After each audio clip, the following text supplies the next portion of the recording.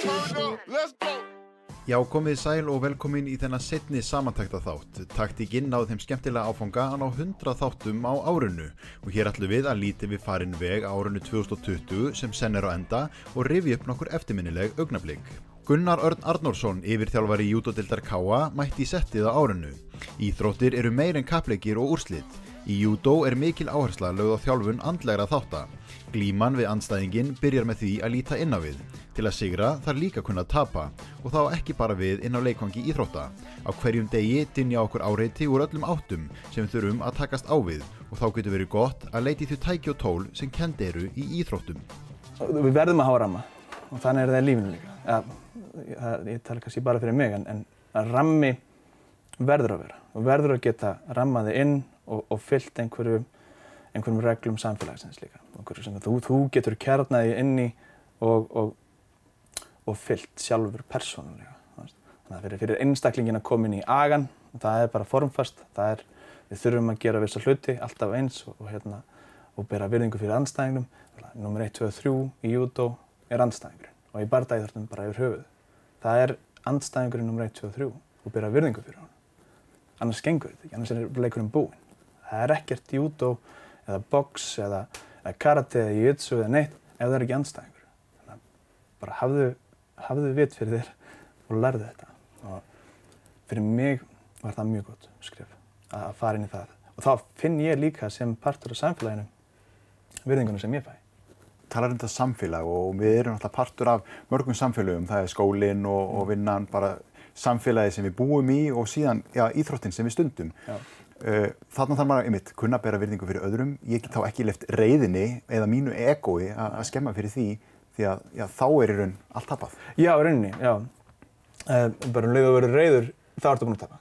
Þú hefur ekki stjórn á sjálfum þér. Þú verður að hafa stjórn á tilfinningunum þínum. Þau verða vissulega að vera til staðar, en það er enginn að segja að við séum að banna reiðina að vera, en að við finnum hann að koma upp að viðurkenna hana og segja, núna er ég reiður. Við erum með krakka sem verða kannski mjög oft reiðir. Við fáum oft svona krakka sem eiga kannski erfiðara með að hafa stjórn á sér en aðrir krakkar. En þá reynum við að tala okkur í gegnum það. Bæði með rammanum náttúrulega fyrst, bara aganum, hvað við erum að gera. En svo ef það kemur upp að viðurkenna það síðan. Núna er ég reiður. Hvað þarf ég að gera ef ég er reiður? Ætla ég bara að rífa mig gallan og hölka mig hérna í gegnum þetta? Eða ætla ég bara að segja, núna er ég reiður, ég þarf að fá smá space. Og þá færðu það space. Og þá andar bara rólega og kemur svo aftur inn og þú ert búinn að jafna þig. Við tölum okkur í gegnum þetta og við leyfum tilfinningunum að vera. Við getum ekki bælt það niður. Það er fullreynt. Tala fyrir sjálf mig eftir. Það er ekki hægt. En hvernig vinnur með þetta samfélag? Því þáttum við marga einstaklinga og það er ekki allir á sama stað, egóið er mikið. Hvernig nærðu öllum inn í þennan aga og þennan ákveðna ramma sem þarf til þess að þetta gangi upp sem samfélag? Við erum náttúrulega með reglurnar sem allir verða að fylgja. Þannig að það er engin afsláttur á vissum reglum, skilur. Það eru gallar, hvernig við bindum, við komum í röð, við hnegjum okkur fyrir hvort öðru. Hvernig við komum fram þegar við erum að fara að glíma, hvað við gerum í glímu, hvernig við nálgumst persónulegt rými annarra. Þetta er allt reglur sem allir verða að hafa. Og þessi rammi, hann virkar einhvern veginn. Við sjáum krakka sem að koma inn í þetta og þau einhvern veginn, allavega að minni reynslu líður vel með þennan ramma. En aftur á móti, við getum ekki tekið einstaklingin út. Einstaklingin verður alltaf að vera einstaklingur og karakterinn verður að fá líka skína. Þetta er balansun á milli þess að vera einstaklingur en að vera í samfélagi. Og það er náttúrulega bara glíman sem við glímum við hér og nú, skilur við. Bara í okkar samfélagi, bæði stóru og smáu, sko. Og samfélagshópunum sem eru í kringum okkur. Hvernig get ég verið einstaklingurinn ég, og gefið af mér og tekið við hjá öðrum á þess að fylgja bara í blindni eða loka mig bara af inn í helli, skilur við. Hvernig gerum við þetta? Alveg eins og andstæðingurinn í júdó er það mikilvægast þá eru einhvern veginn aðrir það mikilvægast í lífi manns sjálfs í rauninni. Við getum ekkert án þeirra, komum ekki heiminn án þeirra. Og þetta getum við nýtt okkur náttúrulega út í allt sem við gerum, glímubragð, að takast á við það eða takast á við einhverja tilfinningu, takast á við áreiti, andstæðing. Þetta tengist allt saman hvort sem ég að takast á við eitthvað bara frá þér eða síma minn eða hvað sem Já, bara einhvern ömurlegan símasölumann sem alltaf að hringja í þig og bögga þig. Það er alveg rétt, sko. Og tilfinningarnar, hvernig við tæklum external áreiti, algjörlega, hvernig þetta bara, fyrir mig það kendi mig mjög mikið að læra það í gegnum júdóið, einhvern veginn. Bara setja þessi samansemmerki á milli, já ok, áreiti hér bara svipað eins og þetta hér, henging eða eitthvað. En líka baráttan sem ég verð að fara í gegnum við að fá áreiti á mig, við að verða undir, að meiða mig eða einhver svona, eitthvað brot á mínu egói einhvern veginn, finnst manni. Það hjálpar mér að sjá bresti mína, innvortis bresti mína, allavega andlega. Það hjálpar mér að takast á því. Anna Soffía Víkingsdóttir, sigursælasta júdókona Íslands, mætti í settið á árinu, en þrátt fyrir að vera sigursælust í sinni grein, þá er það ekki frægð og peningar sem taka við þegar ferlinu lýkur. Samt sem áður er ávinningurinn og lærdómurinn gríðarlega dýrmætur fyrir lífið sjálft. Ég veit ekki hvernig ég á að lýsa það, því að ég alveg bara, mér finnst svo gaman að keppa. Og það er ekki, ég verð alltaf stressuð þegar ég keppi. Og ég hef alltaf sagt það, ef ég hætti að vera stressuð, þá er ég ekki að gera þetta að mér finnst þetta gaman, sko. Þú veist, ef ég hætti að vera stressuð, þá ætti ég ekki að gera þetta. Þannig að ég verð alltaf stressuð og saman hvort ég að keppa á Íslandi eða úti, það skiptir ekki máli. Ég fæ alltaf svona firring í magann og það var, mér fannst, ég man alltaf, veist, momentin mín sem mér finnst skemmtilegast, það er sko því ég labba inn í keppnishöllina morguninn og það var alltaf svona mitt moment, þú veist, labba inn á völlinn, svona fá tilfinninguna og þá oft finn ég bara, er ég í stuði, er ég ekki í stuði? Þú veist, síðan er næsta moment þar að byrja að hita upp, þú veist, byrja rólega að fá blóðflæði á stað og svona og ég var alltaf komin með svona góða rútínu á því hvernig ég hitaði upp. En það var alltaf svolítið svona, þú veist, ég borðaði ákveðið morgunmat, þannig ég var alltaf með mitt hvað ég gerði. Eitthvað sem maður lærði bara í gegnum tíðina. Og svo bara eitthvað með mómentið að labba inn á völlinn, þú veist, áhorfendur skiptir ekki máli, það skiptir ekkert annað máli en það bara þú sért á móti þessari manneskju og þið eru að reyna að vinna hvor aðra. Þú veist, þú ert að reyna kastinni eða hengja hana eða halda henni í gólfinu og það er bara eitthvað við þetta, ég veit ekki hvað, ég get ekki lýst í nákvæmlega, það er eitthvað svona X-faktor við þetta sem bara tóga mig alltaf tilbaka, sko. Það er svolítið skrítið að tala um það, einhvers konar kannski hugleiðsla sem fylgir þessu en þú ert samt að fara að takast á við mannesku og hengingar og annað, þetta manni finnst ekki fara saman en á einhvern hátt gerir það samt. Já, algjörlega. Þetta er algjör hugleiðsla og það held ég líka, sko, þú veist, eins og maður pælir í þetta með áhorfendur. Þú veist, ég man alltaf að ég keppti á heimsmeistaramóti og ég, þú veist, á Íslandi þá erum við ekkert vön eitthvað mörgum áhorfendum og það er alltaf svona smá áhorfendum og þú veist, úti þá er alltaf svona aðeins og mömmur og pappar einhverja og allt þetta, sko. En ég man ég keppti á heimsmeistaramótinu, þú veist, það voru bara ógeðslega mikið áhorfendum og ég horfði og ég var bara, hvað er ég að fara að gera? Þú veist, svo bara leið og maður labbaði inn á völlinn, þá hurfu allir, þú veist, eina sem ég heyrði var í þjálfararnir mínu og kallaði á mig, þú veist, allt hitt bara datt út. Þannig að það er alveg klárlega hugleiðsla í því, þú veist, ef maður getur svona einhvern veginn blokkarað á áreitið og teki bara það sem maður þarf, og þá er þetta alveg, það er alveg hægt að segja það, sko. En þetta snýst svolítið einmitt um þetta blokkara áreitið, því þú ert ekki með símaðinn á þér inn á vellinum eða þú ert ekki með barnið þitt eða vinnunni þína. Þú mátt í raun ekkert vera að hugsa um neitt en bara þennan andstæðing hér og nú. Algjörlega. Og ég alltaf, ég veist, að ég tel mig nú ekki vera, svona, hvað orðað maður að nota? Ég tel mig nú ekki vera eitthvað svona, góða með mig eða, þú veist, ég tala við alla sem vilja tala við mig og alltaf, og eigingjarna, ég tel mig ekki vera mjög eigingjarna mannesku, en alltaf á mótum þá leyfi ég mér að vera eigingjarn. Það var alltaf bara eina mómentið þar sem ég var bara, nú ætlum ég bara að vera rosalega eigingjarn og bara hugsa um mig. Þannig að, veist, einhver að koma að tala við mig, ég er með tónlist í eyrunum, þá er ég bara, ég get ekki talað núna. Af því maður þarf algjörlega að loka sig af. Ég þurfti oft bara 2-3 daga fyrir mót, þá er ég bara að hugsa um mig. Þú veist, og ok, ég er með barn í dag, ég veit ekki hvort ég geti alveg gert það. Þú veist, en maður þarf alveg að setja sig í þetta, því að þú ert að fara inn á völlinn og þú getur slasast, það getur alltaf gerst. Það fylgir íþróttum. Þú getur tapað, þú veist, og í júdó sérstaklega, þá getur þú tapað mjög snögglega ef þú gleymir þér í 1 sekúndu og það er málið, sko, sem var alltaf við í júdó, veist, ef þú gleymir þér í smástund þá ertu bara búin að tapa og getur tapað bara á fyrstu 5 sekúndunum, sko. Þá er bara glíma búin. Þú er búin að undirbúa þig í klukkutíma fyrir þess að glíma og svo bara búin. Þannig að það er alveg gífurlegt álag sem maður finnur á sér, sko. Bara það að fá þessa tilfinningu, bara, já, ok, ég er þessi manneskja, veist, ég hef ég hef þetta í mér að gera þetta, ég hef þetta í mér að mæta á æfingu 2 á dag, ég hef það í mér að labba inn á völlinn og mæta einhverjum og kannski skíttapa en labba út á að halda áfram. Og það það sem svo mikilvægt og það sem við megum ekki gleyma með íþróttirnar að það langt mikilvægara að læra að tapa. Það tapa gefur þér alveg ótrúlega mikið. Það þetta, þú tapar og þú heldur áfram. Það kannski líka svolítið svona hjálpa manni alltaf. Ef maður lærir þetta, það ekki allir sem að læra þetta. Ég ekki að segja að halda að vera frábær að tapa sko. Ég tók því stundum mjög illa. Dýrileif Skjóldal, betur þekkt sem Dilla, fór á sína fyrstu sundæfingu fyrir 50 árum síðan og féll algjörlega fyrir greininni. Hún hefur verið sundþjálfari í vel yfir 20 ár við góðan orðstýr, enda fjölgar alltaf hjá henni iðkendum, en tímafjöldanum til æfinga fjölgar hins vegar ekki. Hún býr yfir gríðarlega mikilli reynslu af þjálfun barna og unglinga og því margt hægt að læra af henni og þá ekki bara þegar kemur að sundi. Og meiri segja sko, þegar maður heldur að kunni á hann palla sko, þá bara bregst hann palli allt öðruvísi við eða við erum bara öll eins og við erum og ég náttúrulega eins og ég bæði tilfinningarík og skapráð og það þau líka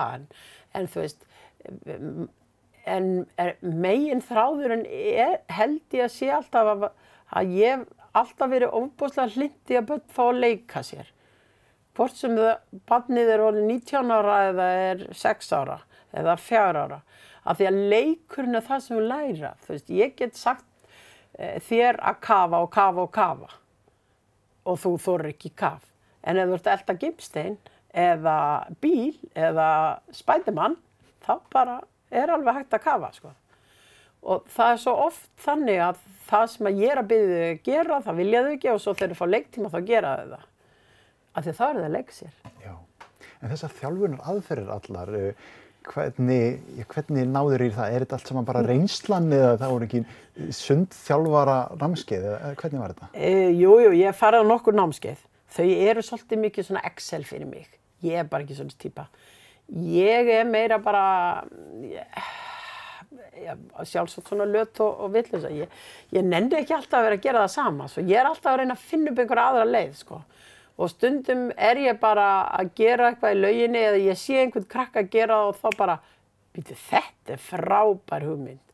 Og bara til dæmis, áður fyrir var ég til dæmis aldrei að kenna krökkum að velta, fara kollhnýst við að snúa sér eftir skriðsund, fyrir þau voru kannski 8-9 ára, 7-8-9 ára. Svo fyrir nokkrum ára síðan var ég að synda, af því ég syndi alltaf með þeim. Af því ég trúi því að krakkar, þau hafi svo mikla þörf fyrir, þau herma svo mikið eftir. Og ég man það þegar áður en ég byrjaði að synda, og ég held að ég hef verið sko svona góð þegar ég byrjaði að synda, að því ég sat svo oft í glugganum á efri hæðinni, þegar búningsklefinn var uppi á efri hæðinni í gömlu sundlauginni, og horfði á krakkana sem voru að æfa með henni, synda. Og í þá daga var sko hægt að horfa á í sundi og það var það sem maður gerði þegar maður var ekki ofan í sundi, þá var maður að horfa á í sundi. Já. Og þegar maður horfir á einhvern synda, þá fattar maður oft hvað hann að gera. Og ég syndi alltaf með krökkunum. Og þetta skipti var ég að synda og við ætlum að synda 2 ferðir og ég glemdi mér og fór bara kollhnís og velti. Stoppaði svo og sneri mér við og sá eina 5 ára fara á eftir mér. Já. Og þá sem ég bara, bull þetta? Af hverju kennir maður þeim ekki 5-6 ára að velta? Já. Og nú ger ég það bara. Og jú, það alltaf einhverju krakkar sem ég var vatn í nefn og eitthvað svona. Og ég fellega lítið svona umhyggjusöm, ég segi bara við það. Þá var að fara heim og læra að snýta þér. Því að þetta ekkert öðruvísi. Maður bara blása út í nefið á meðan maður fyrir konni sín. Og þegar þau átta sig á að þetta ekkert stórhættulegt, þá svo ótrúlegt það sem þau geta. Og ég segi mjög meðvitað við þau þegar þau lendi í einhverju sem ég veit að þeim finnst alveg stórhættulegt. Þá spyr ég þau bara, ertu dauð? Ertu dauður? Og yfirleitt segja þau nei, þá segja ég þannig sér þau, það ekki að því. Og svo stundum segja þau, já! Og þá segja ég, nei, maður getur ekki talað þegar maður dauður. Og svo eyði ég ekkert meiri tími í það. Já. Af því að við meðum heldur ekki alltaf vera að festa okkur við eitthvað vandamál. Krakkar verða að fá að vinna sig út úr því sjálf. Við getum ekki tekið allar byrðir heimsins af þeim, sko. Það bara ekki svoleiðis. Og við þurfum að hjálpa börnum að verða á þrautseig. Og það svona svolítið sem ég stunda mjög mikið í sundinu, að fá þau til að sjá. Og ég geri mjög markvisst af því svona þegar ég er búin að hafa barn sem hefur verið vatnsrætt og átt erfitt og allt hvað, og svo tekst ég eitthvað og er farið að hafa gaman af þessu að gera eitthvað, þá segir ég stundum, manst í fyrra þegar þú komst og skældir yfir því að þú þorðir ekki að hoppa út í. Og þá verða þau oft svona bara. Og ég segi við, já, annars sérðu, ef maður æfir sig, það bara gengur það. Bretti, hjól, skíði og sleðar. Það skiptir ekki máli hvað það heitir. Ef það hægt að nota það til íþróttaiðkunar utandyra, þá eru allar líkur á því að Jónas Stefánsson eða Jonni hafi prófað það. Fyrir honum eru íþróttir lífstíl og landið sjálft og náttúran íþróttavöllurinn. Svo er náttúrulega þessar tvær hliðar á íþróttaiðkun. Það þessi keppnislið og svo þetta líka bara að stunda þetta sem lífstíl og það eitthvað sem þú náttúrulega gerir. Já, algjörlega, sko. Það þetta hefur alltaf verið bara mikill lífstíl, sko, og bara mikill áhugi. Þetta hefur ekki verið þannig að maður sé eitthvað að pína sig til að mæta og keppa. Þetta er allt verið út af því að maður brennur fyrir það, sko. Já. En þú notar eins og hérna landið mjög mikið og Íslandi er að mörguleiti hentugt land í þessa íþróttaiðkun, en þú er líka verið að fá mörg tækifæri til þess að fara út og stunda þetta. Já, við farið mikið út og keppt í eiginlega öllum þessum greinum og kannski ekki keppt í öllum, en jú, ég fór út og keppti á snjósleðum alveg nokkur ári röð, fór til að mynda út og æfði í heilan mánuð út í Svíþjóð, kom svo heim og var býsna öflugur það árið. Það ég vann minn fyrsta Íslandsmeistaratitil og við sendum út lið nokkur ári röð á heimsmeistaramóti í snowcrossi, síðan líka í mótorhjólunum við farið út og keppt 2 ár í röð þar í landsliðinu í enduro á mótorhjólum og síðan þegar maður ferðist meiri yfir í fjallahjólun og svo leiðist, þá hefur við líka farið út og keppt þar og það þá í þessari enduro fjallahjóla grein sem aðeins öðruvísi, en þar hefur við farið og keppt í Kanada, Costa Rica, Ítalíu, Frakklandi og þannig að já, og svo á skíðum og brettum þá hefur við ferðast mikið en það hefur ekki verið til að keppa, það hefur bara verið til að fara og njóta. Já. En ef við förum í þetta, sko, það eru þessar tvær típur af keppni, sko, það þessi mótorhjóla enduro og svo fjallahjóla enduro, þetta ekki alveg það sama? Nei, þetta alveg tvennt ólíkt, sko, þó þetta kallist það sama. Þetta orð enduro, þetta kemur út að þetta snýst svolítið þolið.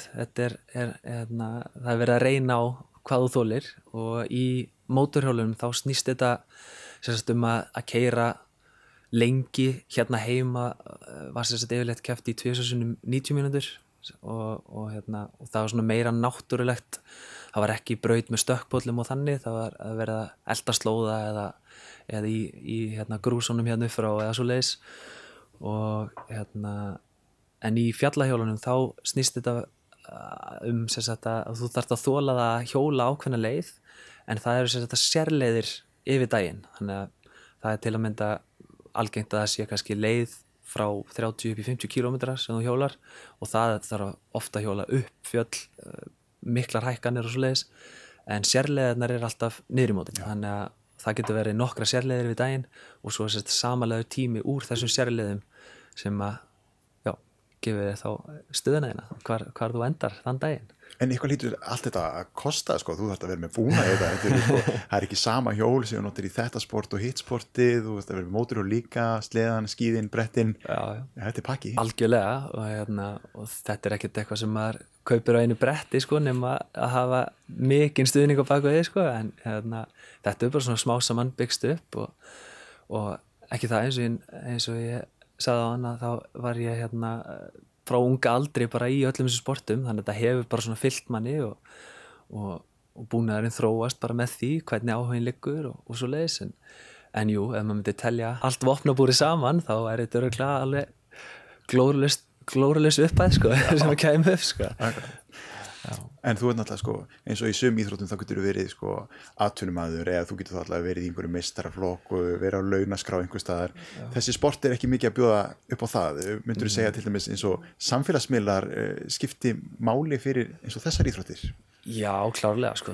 Ég fengi mikinn stuðning í öllum þessum greinum og núna í seinni tíð hafa samfélagsmiðlarnir hjálpað mikið og Instagram sérstaklega og ég mjög þakklátur fyrir það sem ég fengið í gegnum það og samstarfi ýmis fyrirtæki og bakka mig upp í hjólasportinu og bara í útivist almennt. Þetta hefur ekki verið eitthvað svona markmið hjá mér að búa til eitthvað úr Instagraminu, þetta hefur bara svona komið bara svona hægt og rólega og þetta er bara eitthvað sem ég að sýna bara frá því sem ég að gera dagstæðlega og það bara mjög gaman að það veki áhuga hjá fólki og fyrirtækjum sem að hafa þá stíðið inn og stiðja núna við baki á mér.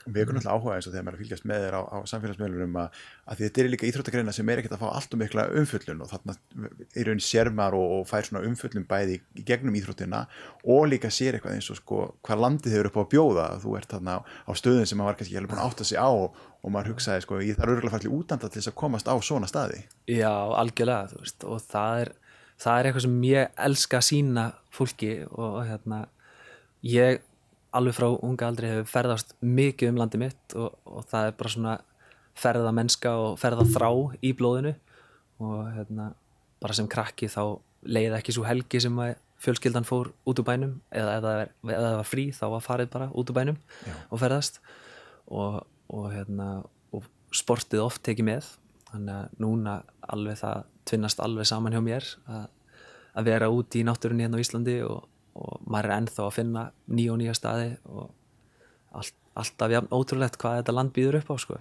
Taktíkin þakkar ykkur samfylgdina á árinu sem senn er á enda og áhorfið á þættina 100. Við flautum til leiksloka, gleðileg jól og farsælt komandi ár.